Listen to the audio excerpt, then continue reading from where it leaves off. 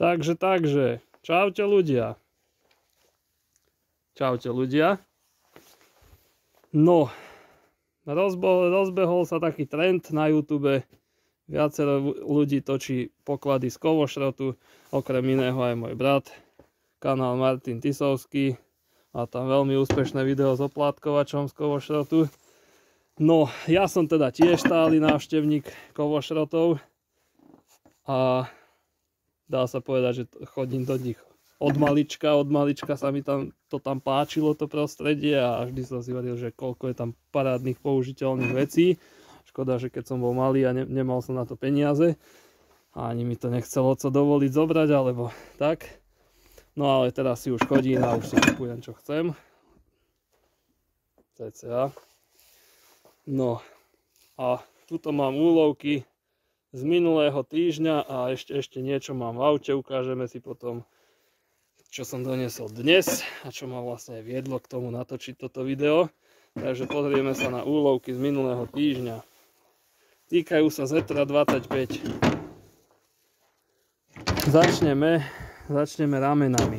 Tie som tam podal prvé. A síce tieto zvislé ramena, pravé aj ľavé. Nemám ich kompletné síce ani jedno. Na toto rameno s nastavovaním, tuto mám asi teda tú takú najkomplikovanejšiu vec. Je to ten odliatok s týmto a s týmto kolieskom ozubeným, ktoré má šikmé ozubenie. Ďalej tam ide ešte potom koliesko, ktoré už ale nemá šikmé ozubenie a hriadel, alebo teda závitová tyč s trapezovým závitom a matika a trubka a všeličo iné, ale to by sa dalo už aj ľahšie urobiť. A ešte to axiálne ložisko. No ja mám toto a ešte mám časť druhého ramena. Tiež si myslím, že mám tú časť, ktorá sa komplikovanejšie vyrába. Aj so zavesením. Tuto mám celé rameno. Toto druhé, celé, ktoré som dávnejšie kúpil. A tu môžete vidieť, že čo teda tu chýba. A tu chýba iba trubka, hrubostenná, s navarenými pásovinami, závlačka. A to je všetko. To sú v podstate veci, ktoré sa doma dajú vyrobiť ľahko. A vie byť to rameno kompletné. Inak tieto ramená sú dosť hľadaná vec na 25-ky. Na bazoši je ich 0,5. Teraz je tam jeden inzerát, kde pán predáva zvislé aj vodorovné spolu za 400 eur. To je cena volakedy kompletnej hydrauliky na 25-ku. No, ja si myslím, že tieto, keď sú kompletné zvislé ramená, tak sú predajné tak za 200 eur. Obidve. Možno, že aj 220. No ďalšia vec, ktorú som našiel na 25-ku je takýto zvarenec vodného potrubia. To je nad hlavnou remenicou. To je, myslím si, že celkom pekný výrobok, ak to tvarovo sedí. Použiteľný. Ďalej som našiel hokejku. Jednu na nápravu. Akože nič moc stav. Tu je už troška vydratá, ale dá sa tam urobiť návarok. Dá sa to jednoducho opraviť. Sú šikovní ľudia, ktorí to vedia opraviť. Až tak veľa to neváži, tak som zobral aj to. 2 strekovače. Funkčnosť neskúšaná, ale tak pri najhoršom tam stačí vymeniť trysku. Ale už aj tieto telesá strekovačov sú tiež už hľadaná vec, alebo teda má to cenu a neváži to nič. Takže to som zobral. Víčko na chladič. To som tiež zobral. A potom 2 kluky originálne. Pekne s týmto plechom, ktorý sa pretáča. Rukoveď. Táto je taká viac používaná. Táto je taká viac používaná, taká vyťahaná. A táto je málo používaná, fakt, že pekná, málo používaná kluka. Jedna asi bude na predaj, možno, že aj obidve, lebo kluk mám celkom dosť. No a potom som našiel vodnú pumpu, alebo teda teleso vodnej pumpy odliatok, ktorý už mám na bazoši za 29 €. Za toľko je predajný ľahko. Ja ho nepotrebujem a je to akože pekný kúsok, už som trocha poočisťoval, prebehol som závity závitníkom. Aj tento na maznicu. To je všetko v poriadku, tuto je to nevylomené. Takže tam stačí osadiť nový stred. Ešte je tu teda jedno ložisko, to treba vylisovať. Stačí tam osadiť nový stred. A bude to fičať. Tu nemá čo byť zlé.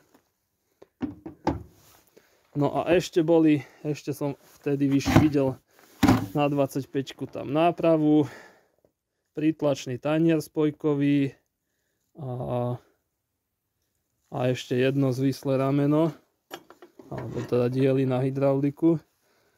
A tieto veci som tam nechal v kovošrote, chodil som tam ich obzerať asi ešte dvakrát, dal som ich bokom a stále tam boli. No a dnes, keď som bol, pozerám na to, či by som to nekúpil.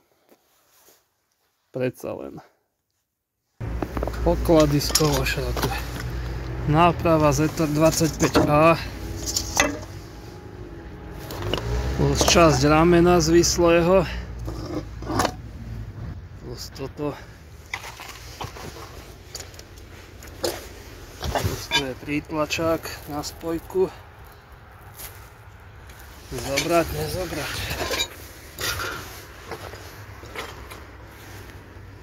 Asi to zoberiem. No, takže takto.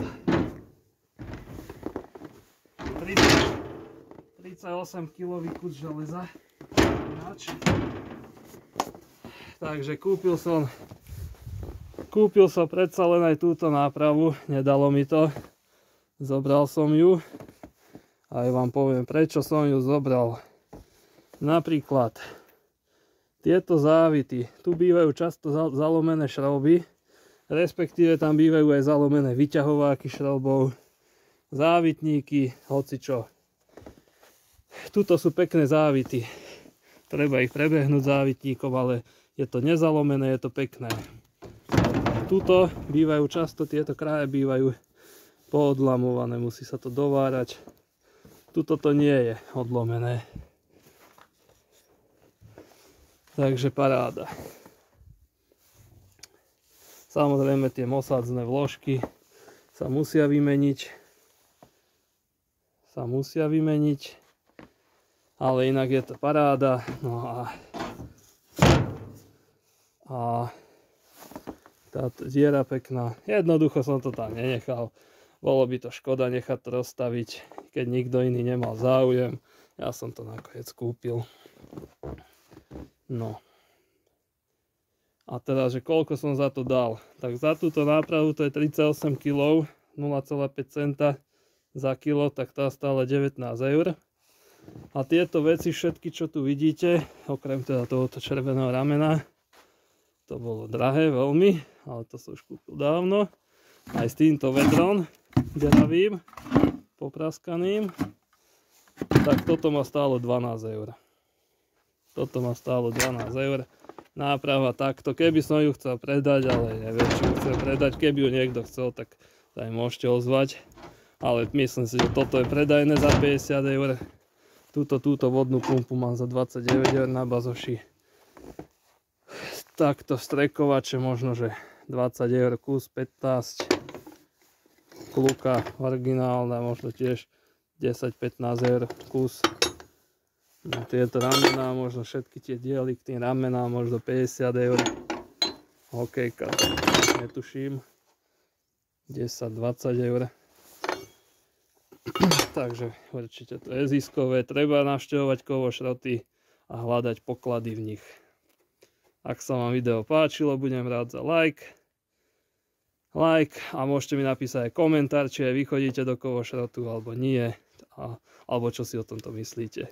Takže čaute.